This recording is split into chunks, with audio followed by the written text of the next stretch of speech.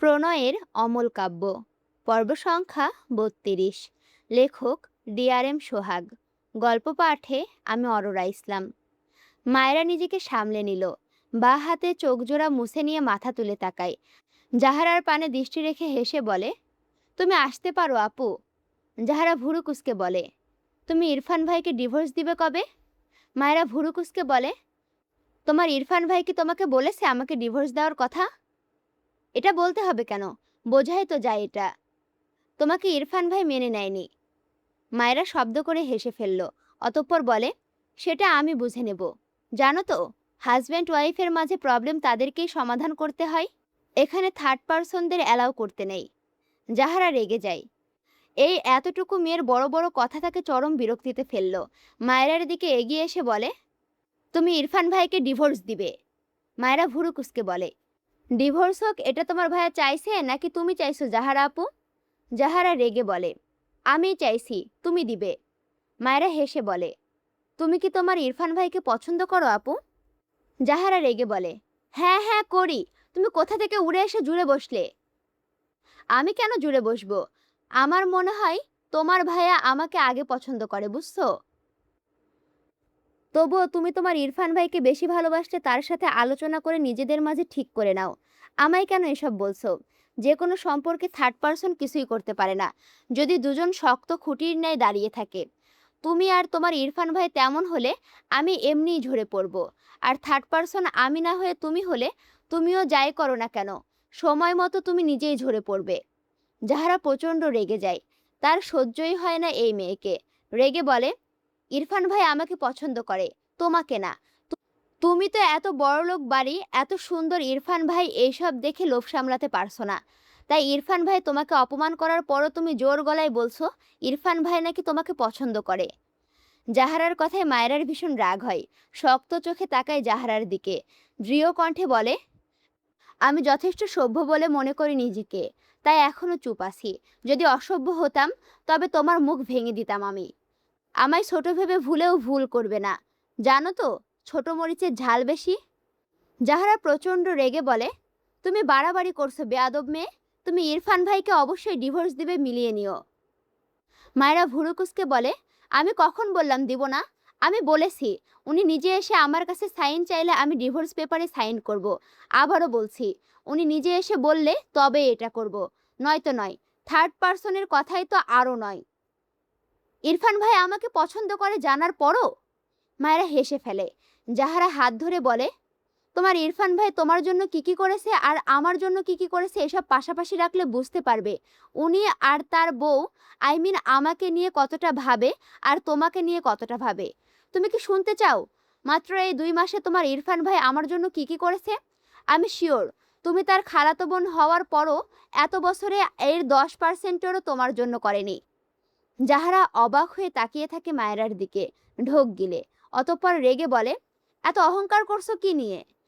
মায়েরা বলে, তোমার ইরফান ভাইকে নিয়ে। উনি ভীষণ ভালো মানুষ, তবে খুব চাপা। ভুলেও ভাববে না চাপা স্বভাবের বলে তোমাকে পছন্দ করে। তিনি এতটাও চাপা নয় যে যে কোনো কাজ করার আগে ছদ্মবেশ ধারণ করবে। তোমার বয়স কত? এত কথা কে শিখিয়ে দিয়েছে তোমাকে বেয়াদব মেয়ে? মায়েরা মাথা নিচু করে নেয়। মুখটা মলিন হয়। বিড়বিড় করে, যাদের বাবা মা থাকে না তারা খুব অল্প বয়সেই বড় হয়ে যায়। অতঃপর জাহারার দিকে তাকিয়ে বলে, যতটা ছোট ভাবো ততটা না, একটু একটু বড়ও আছি। শুধু সবসময় কাজে লাগে না। তুমি এবার আসতে পারো আপু। তুমি আমাকে তাড়িয়ে দিচ্ছ? তাড়িয়ে দিব কেন আপু? তুমি এই টপিক ছাড়া কথা বলতে আসতে পারো, কিন্তু আমার মনে হচ্ছে তুমি এই টপিক ছাড়া অন্য কোনো কথা বলবে না, তাই যেতে বলছি। জাহারার আর সহ্য হচ্ছে না এই মেয়েকে। চোখ বড় বড় করে রেগে বলে, তুই ইরফান ভাইকে ছেড়ে দিবি? ভালোবাসলাম আমি, তুই কোথা থেকে উড়ে আসলি রে? তুই বলায় মায়েরা যেমন অবাক হলো, তেমন অবাক হলো জাহারার চোখ থেকে গড়িয়ে পড়া পানি দেখে। তার খারাপ লাগলো জাহারার জন্য। মেয়েটা হয়তো ইরফানকে খুব করে চায়, কিন্তু এখানে তার কি করার আছে? মৃদু হেসে বলল, আপু তুমি তোমার ইরফান ভাইয়ের সাথে এটা নিয়ে আলোচনা করো। আমি তো নিষেধ করছি না। তোমাদের মাঝে ঠিক থাকলে আমি চলে যাব। আমি ডিভোর্স পেপার আনবো, তুই সাইন করে দিবি, ব্যাস।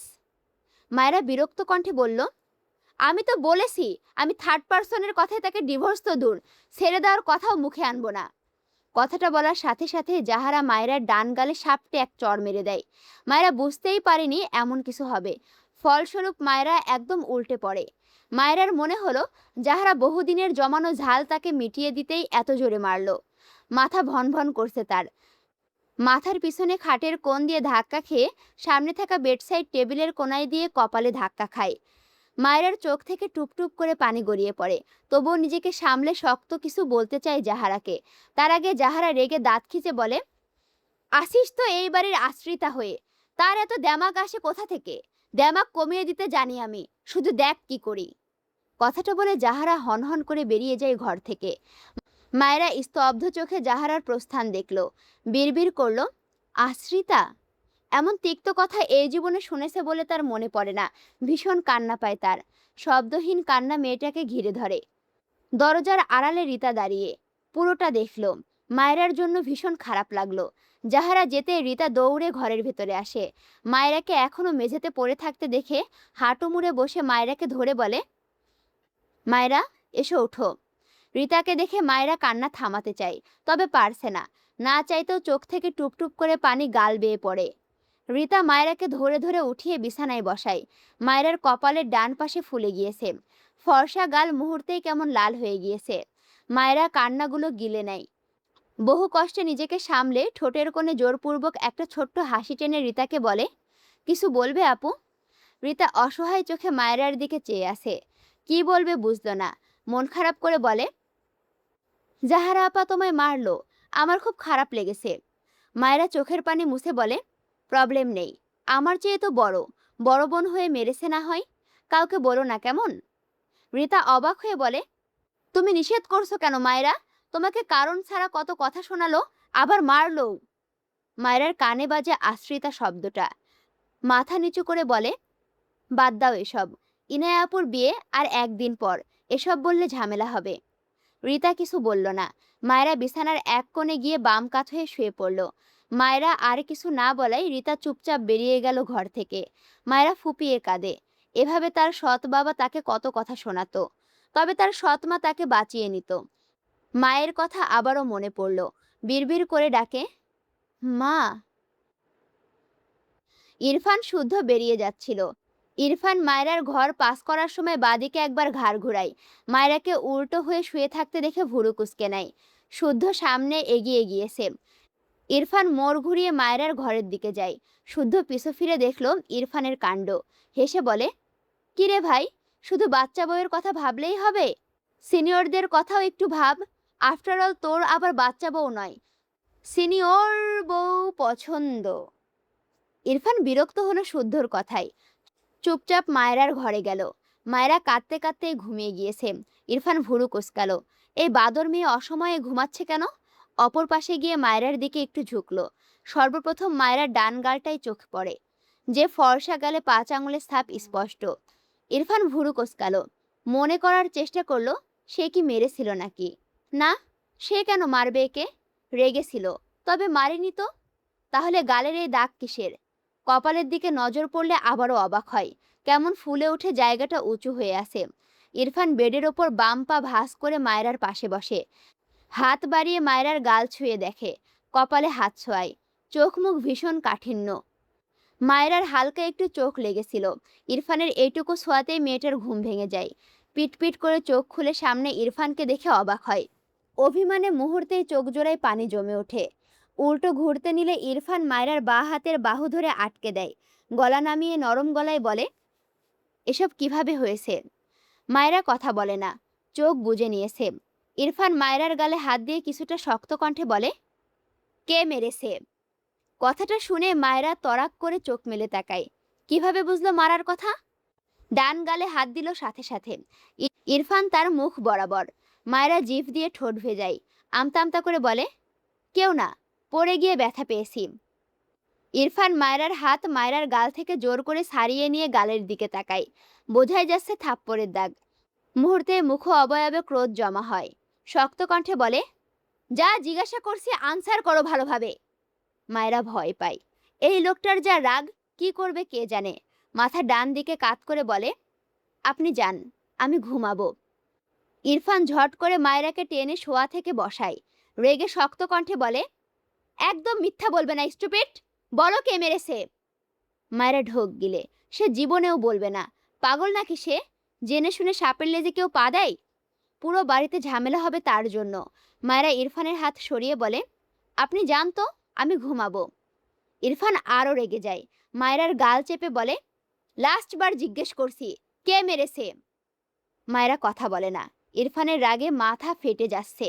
দাঁতে দাঁত পিষে বলে, স্টুপিড বল, কে হাত দিয়েছে তোর গায়ে? Answer me, damn it. মায়েরা কেঁপে ওঠে। এলোমেলো দৃষ্টি ফেলে বলে, আমি পড়ে গিয়ে। ইরফান শেষ করতে দেয় না মায়েরাকে। মায়েরার মুখ বরাবর তার মুখ নিয়ে ক্রোধযুক্ত চোখে চেয়ে বলে, আর একটা মিথ্যা বলবি তো আসার খাবি। কে মেরেছে বল। মায়েরা মিনমিন করে বলে, কেউ না। ইরফান রেগে মায়েরাকে ধাক্কা দেয়। মায়েরা বিছানায় চিটপটাং হয়ে পড়ে যায়। ইরফান এপাশ ওপাশ পায়চারি করে। হঠাৎই বেডের কোনায় একটা লাথি বসায়। চিৎকার করে বলে, ওকে ফাইন, তোকে বলতে হবে না, আমি নিজেই খুঁজে নিচ্ছি। কথাটা বলেই ঘর থেকে বেরোলে দরজার কাছে রিতাকে দেখতে পায়। ইরফান শক্ত কণ্ঠে বলে, রিতা, ওর এই অবস্থা কে করেছে।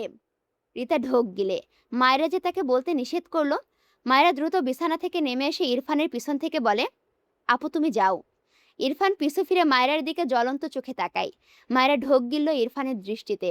ইরফান রিতাকে উদ্দেশ্য করে বলে, রিতা আমাকে সব বলবে রাইট নাও, না বলে এক পা নড়বে না এখান থেকে। মায়েরা ইরফানকে পাস করে ঠেলে রিতাকে সরিয়ে দিতে চায়। কান্নামাখা গলায় কিছু বলতে চায়। তার আগে ইরফান মায়েরাকে টেনে মায়েরার পিঠ তার বুকের সাথে লাগিয়ে বা হাতে মায়েরার মুখ চেপে ধরে। রাগান্বিত স্বরে বলে, আমায় আর রাগাস না লিটল গার্ল। আমার একটুও ইচ্ছে করছে না তোর এই আহত গালে আমার শক্ত আঘাত পড়ুক। So just shut up. এরপর রিতার দিকে চেয়ে ধমকে বলে, স্পিক আপ। রিতা ইরফানের ধমক খেয়ে ভয়ে গড়গড় করে সব বলে দেয়। মায়েরা ইরফানের থেকে সাড়া পেতেই ছটফটায়। তবে ইরফানের শক্তির সাথে পারে না। রিতার বলা কথাগুলো শুনে ইরফানের চোখে মুখে অজস্র ক্রোধ হাজির হয়। কপালের রগ ফুলে ওঠে। ডান হাত মুষ্টিবদ্ধ করে নেয়। বলিষ্ঠ হাতের রগগুলো ফুলে ফেপে ওঠে। বাঁ হাতে ধরে রাখা মায়েরাকে ছেড়ে বড় বড় পা ফেলে ডাইনিং এর ফাঁকা স্পেসে গিয়ে দাঁড়ায়। মায়েরা পিছু পিছু ইরফানের হাত টেনে বলতে থাকে, প্লিজ কিছু বলবেন না, ইনায়াপুর পরশু বিয়ে, এমন করবেন না প্লিজ। ইরফান মায়েরার কথা শুনলই না। উল্টে সিংহের ন্যায় হুঙ্কার ছেড়ে ডাকে, জাহারা, জাহারা, জাহারা। ইরফানের চিৎকারে পুরো বাড়ির দেওয়াল যেন কেঁপে উঠল। বারবার প্রতিধ্বনি হতে থাকে ইরফানের কণ্ঠ। মুহূর্তে এই বাড়ির ঘরে যে যে ছিল সবাই বাইরে বেরিয়ে এসেছে। মায়েরা কেঁদে দিয়েছে ভয়ে। হায় আল্লাহ, এখন কি হবে। জাহারা তার মায়ের পাশে দাঁড়িয়েছে। ইরফানকে দেখে ভয়ে কাঁপছে রীতিমতো। পাশে মায়েরাকে কাঁদতে দেখল। মায়েরা কি সব বলে দিয়েছে? ইরফান আবারও চিৎকার করে, জাহারা কোথায় তুই। সবাই অবাক নয়নে ইরফানকে দেখছে। রোমা নওয়াজ এগিয়ে এসে জিজ্ঞেস করে, কি হয়েছে ইরফান, জাহারাকে এভাবে ডাকছো কেন। ইরফান মায়ের দিকে একবার তাকায়। এরপর চোখ সরিয়ে আশেপাশে চোখ বুলিয়ে জাহারাকে এক কোণায় দাঁড়িয়ে থাকতে দেখে গটগট পায়ে সেদিকে এগিয়ে যায়। জাহারা ভয় পায়। খুব ভয় লাগছে ইরফানকে দেখে। প্রচণ্ড রেগে আছে। ইরফান জাহারার সামনে দাঁড়িয়ে গলা চড়িয়ে জিজ্ঞেস করে, আমি তোকে লাইক করি। জাহারা মাথা নিচু করে আছে। ভয়ে কাঁপছে রীতিমতো মেয়েটি। ইরফান আগের চেয়েও চিৎকার করে বলে, আমি ওকে ডিভোর্স দিতে চেয়েছি। জাহারা ভেজা চোখে মাথা তুলে কিছু বলতে চায়। তার আগে ইরফান জাহারার ডান গালে কষিয়ে একটা থাপ্পড় মেরে দেয়। জাহারা হুমড়ি খেয়ে পড়ে। পাশে দাঁড়িয়ে থাকা জাহারার মা হতভম্ব হয়ে যায়। প্রত্যেকে বিস্ময় চোখে চেয়ে আসে। শুদ্ধ বাইরে বেরিয়েছিল। ইরফানের চিৎকার শুনে ভিতরে এসে জাহারাকে এভাবে মারতে দেখে হতভম্ব হয়ে যায়। ইরফান আবারও তেড়ে যেতে নেয়। মায়েরা দৌড়ে ইরফানের সামনে দাঁড়িয়ে দুহাতে ইরফানের পেট জড়িয়ে কেঁদে বলে, প্লিজ এমন করবেন না, থামুন। পিছন থেকে শুদ্ধ দৌড়ে এসে ইরফানকে পিছন থেকে টেনে ধরে। হাঁপানো কণ্ঠে বলে, ইরফান কি করছিস, দাঁড়া। ইরফান জ্বলন্ত চোখে জাহারার দিকে চেয়ে আছে। জাহারার মা রুমা নওয়াজ এক প্রকার দৌড়ে এসে জাহারাকে টেনে তোলায় ব্যস্ত হয়। ইনায়া অবাক হয়ে মায়েরা, তার ভাই আর জাহারাকে দেখছে। দ্রুত পায়ে জাহারার কাছে গিয়ে হাঁটু মুড়ে বসল। জাহারার চোখের পানির বাঁধ ভেঙে গিয়েছে। ইনায়ার সব মাথার ওপর দিয়ে যাচ্ছে। জাহারা মায়েরা এভাবে কাঁদছে, ইরফান এত ভয়ঙ্করভাবে রেগে আছে। সব মিলিয়ে তার নিজেকে কেমন যেন এলোমেলো লাগলো। জাহারার মাথায় হাত রাখে মেয়েটা। শুদ্ধ ইরফানকে টেনে দূরে নিয়ে যায়। মায়েরা ইরফানকে ছেড়ে দাঁড়ায়। চোখ মুখ লাল হয়ে গিয়েছে মেয়েটার। তারেক নওয়াজ বিস্ময় কণ্ঠে বলে, ইরফান, এসব কি ধরনের অসভ্যতামি? ইরফান চিৎকার করে বলে, ওর সাহস কি করে হয় আমার ওয়াইফের গায়ে হাত তোলার? ওর হাত গুড়িয়ে দেব আমি। কথাটা বলে ইরফান আবারও তেড়ে যেতে চায়। শুদ্ধ ইরফানকে টেনে ধরে, রেগে বলে, ইরফান দাঁড়া, ও তোর খালাতো বোন। ইরফান শুদ্ধকে ধাক্কা দেয়। রাগে হিতাহিত জ্ঞান হারিয়ে ডাইনিং টেবিলের ওপরে যুক্তহীন ভারী কাঁচ তুলে উল্টে ফেলে দেয়। এত ভারী কাঁচ মেঝেতে পড়ে কয়েক টুকরো হয়ে চারিদিকে ছড়িয়ে ছিটিয়ে যায়। নিস্তব্ধ বাড়িময় কাঁচ ভাঙার ঝনঝন শব্দতে বাজতে থাকে। ইরফান আগুনের ফুলকির ন্যায় লালিত চোখ জোড়ায় চেয়ে অগ্নিঝরা কণ্ঠে চিৎকার করে বলে, আমার ওয়াইফের গায়ে কোন সাহসে ও হাত তুলেছে? She is mine. ওকে মারবো, কাটবো, যা ইচ্ছা করব সব আমি, অন্য কেউ না। আই রিপিট, অন্য কেউ না। কেউ ওর গায়ে ফুলের টোকা দিবে না। সেই রাইট আমি কাউকে দেইনি, আমার বাবা মাকেও না। আন্ডারস্ট্যান্ড? ইরফানের তীব্র রাগে চিৎকার করে বলা কথায় সকলে কেঁপে ওঠে। নিস্তব্ধ হয়ে বিস্ময় চোখে ইরফানের দিকে চেয়ে থাকে। সকলের চোখে মুখে অজানা কৌতূহল। জাহারা মায়রাকে মেরেছে কেন? ইরফান মেঝেতে বসা হাঁপানো জাহারার দিকে চেয়ে রাগান্বিত স্বরে বলে, ও কোন সাহসে বলেছে আমি আমার ওয়াইফকে ডিভোর্স দিতে চাই? দুহাতে মাথার চুল টেনে চিৎকার করে বলে, সে কোনো আশ্রিতা নয়, শি ইজ মাই ওয়াইফ। শুনেছো সবাই? আমার ওয়াইফকে আমি এবারে স্টোর রুমে রাখবো, নাকি গেস্ট রুমে রাখবো, নাকি আমার বেডরুমে রাখবো, ইটস মাই চয়েস। সেই কৈফিয়ত আমি কাউকে দিব না, কাউকে না।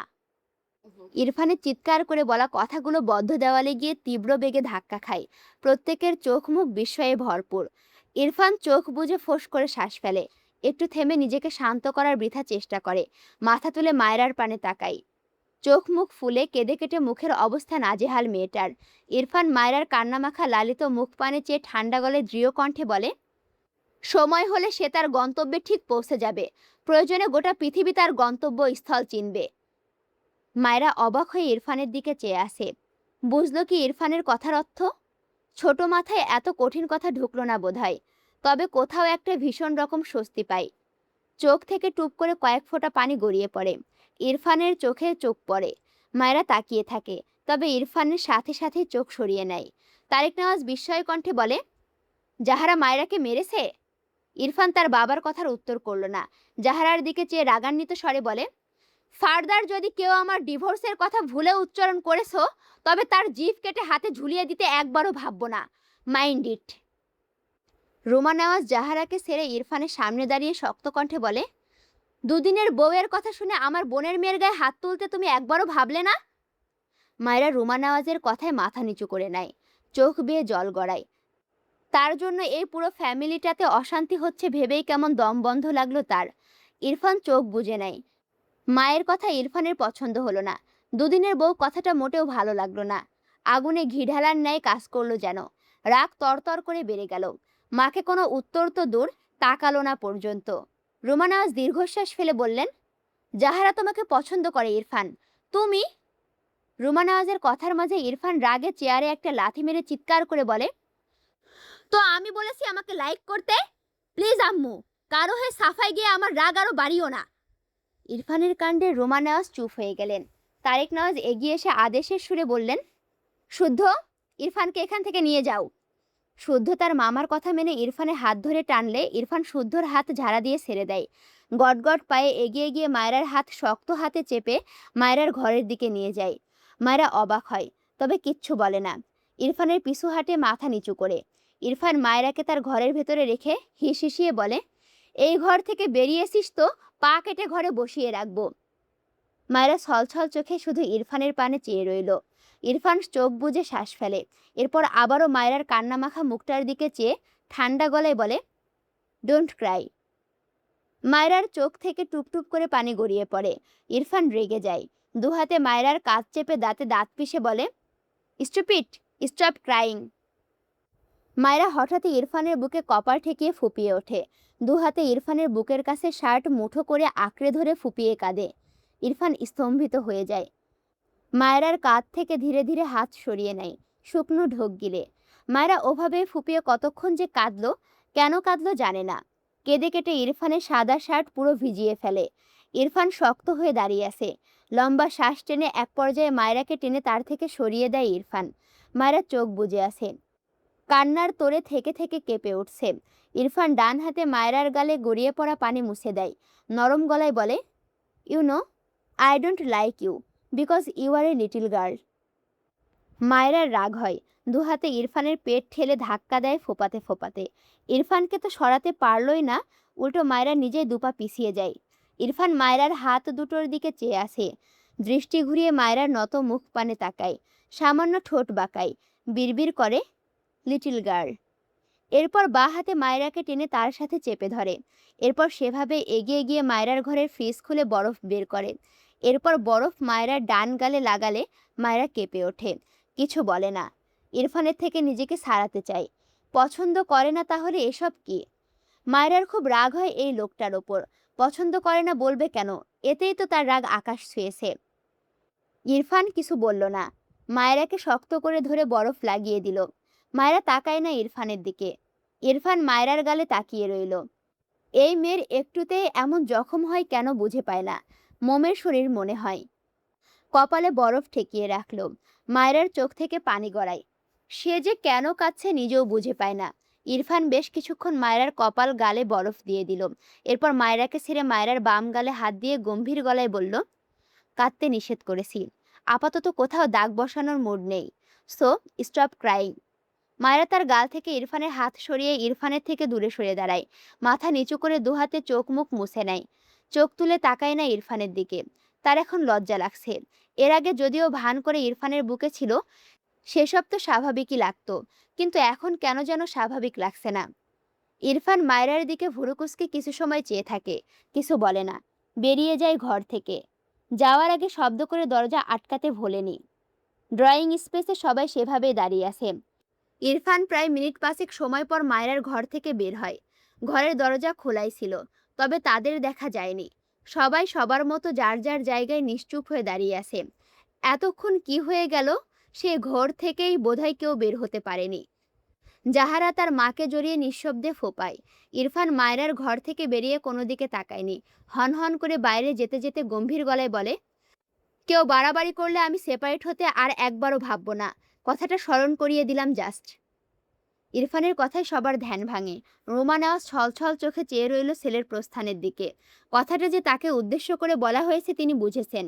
মায়রাকে এভাবে বলা ঠিক হয়নি তার, তিনি বুঝলেন। কিন্তু জাহারা তো এমন মেয়ে নয়, মায়রাকে মারবে এখনও তার বিশ্বাসই হচ্ছে না। কিন্তু মাত্রই মায়রার গালে খেয়াল করে বুঝেছে জাহারা সত্যিই মেরেছে মায়রাকে। ইরফান তো অকারণে এত বেশি রাখবে না, কিন্তু তার ছেলে তার থেকে দূরে গেলে তিনি মা হিসাবে কি করে থাকবেন? এতদিন চাকরির সূত্রে যেতে চেয়েছেন, তাই তো রোমা নেওয়াজ যেতে দেয়নি। এখন ঝামেলা হয়ে চলে গেলে সে কিভাবে মেনে নেবেন? ইরফান মেইন ডোরের সামনে গিয়ে পিছু ফিরে তাকায়, শক্ত গলায় বলে, জাহারাকে যেন আমার ওয়াইফের আশেপাশে না দেখি। কথার হেরফের হলে খুব খারাপ হবে। শুদ্ধ ইরফানের হাত ধরে বলে, আরে আয়, আমাদের লেট হচ্ছে। কথাটা বলে টেনে বাইরে নিয়ে যায় ইরফানকে। ইরফান আর কিছু বলল না, শুদ্ধর হাত ঝাড়া দিয়ে ছেড়ে নিজেই বড় বড় পা ফেলে বাইরের দিকে যায়। শুদ্ধ ইরফানের পিছু পিছু যায়, ইরফানের দিকে তাকিয়ে। ইনায়ের বিয়ের একদিন আগে এসব ঝামেলা সত্যিই সে হতাশ। তবে এত করুণ পরিস্থিতিতে তার হাসি পাচ্ছে ইরফানের কাণ্ড দেখে। মায়রাকে নিয়ে কত পজিটিভ ভাবা যায়। বিড়বিড় করল, হাসলে কি পাপ হবে? নিজের গালে নিজেরই আলতো একটা থাপ্পড় দিয়ে বলে, সি সি সি, শুদ্ধ ভালো হয়ে যা, ভালো হতে পয়সা লাগে না। তোকে তোকে এখন কাঁদতে হবে। নো লাফিং, এখন শুধু ক্রাইং ক্রাইং। অতঃপর একা একাই কান্নার ভান করলো। পরে হাসা যাবে না হয় সময় করে, এখন একটু না হয় কাঁদার চেষ্টা করুক। অতঃপর দ্রুত পা চালিয়ে ইরফানের পাশে দাঁড়িয়ে ঘাড় বাঁকিয়ে ইরফানের দিকে তাকায়। সর্বপ্রথম বুকের কাছে ভেজা শার্টের দিকে শুদ্ধর শকুনি নজর পড়ল। এবার আর হাসিটা আটকাতে পারবে বলে মনে হয় না, তবুও আটকালো বহু কষ্টে। মিটিমিটি করে হেসে বলে, মুক্তোর ন্যায় বইয়ের চোখে জলে স্বামীর শার্ট ভিজল তবে। ইরফান শুদ্ধর দিকে রেগে তাকালে শুদ্ধ গা ছাড়া ভাব নিয়ে সামনে তাকিয়ে দুটো পাখির দিকে চেয়ে আঙুল তাক করে মিটিমিটি হেসে বলে, হাউ রোমান্টিক। আসসালামু আলাইকুম রাহমাতুল্লাহ। কেমন আছো তোমরা সবাই? এই পর্বটা দেখে তোমাদেরকে কি বলতে মনে হচ্ছে? বলবা ভালোবাসা। ও, গত পর্বে যখন আমি আমার বান্ধবী রোজার কথা বলেছিলাম যে সে এভাবে ভালোবাসা বলে, তো কয়েকজন বলেছিলা তার ভয়েসটা শোনাতে। দাঁড়াও তোমাদেরকে শোনাচ্ছি আমার বান্ধবীর ভালোবাসা কথাটা। ভালোবাসা কানে ধরেছি আর না, কষ্ট আমি পেয়েছি তুমি না। বুঝছো? ভালোবাসা। আচ্ছা, তোমাদের কাছে শুনে কি মনে হলো? কি মনে হলো এইটা না, আমরা এই কথাটা বলে যা মজা পাই তা তোমাদেরকে বলে বোঝানোর না। এত বেশি মজা পাই এই কথাটা বলে। আর হ্যাঁ, কেমন লাগলো শুনে অবশ্যই কমেন্ট করে জানাও। আজকের পর্বে এত বেশি আমাকে চিৎকার চেঁচামেচি করতে হইছে, ইরফানের কথাগুলো চিৎকার দিয়ে, দিয়ে বলতে হইছে, আমার গলা পুরো ব্যথা হয়ে গেছে। বুঝছো? কিন্তু তোমরা ভিডিও দেখো এত মানুষ, লাইক, কমেন্ট, শেয়ার করো না। এটা করলে কি হবে বলো? ভিডিওতে বেশি, বেশি করে লাইক, কমেন্ট, শেয়ার করো। আর এখনো যদি আমার চ্যানেলটি সাবস্ক্রাইব করে না থাকো, অবশ্যই সাবস্ক্রাইব করে পাশে থাকো। দেখা হচ্ছে পরবর্তী ভিডিওতে। আমি তোমাদের সাথে আছি, তোমাদের অপ্রিয় পাঠিকা অরোরা ইসলাম। আল্লাহ হাফেজ।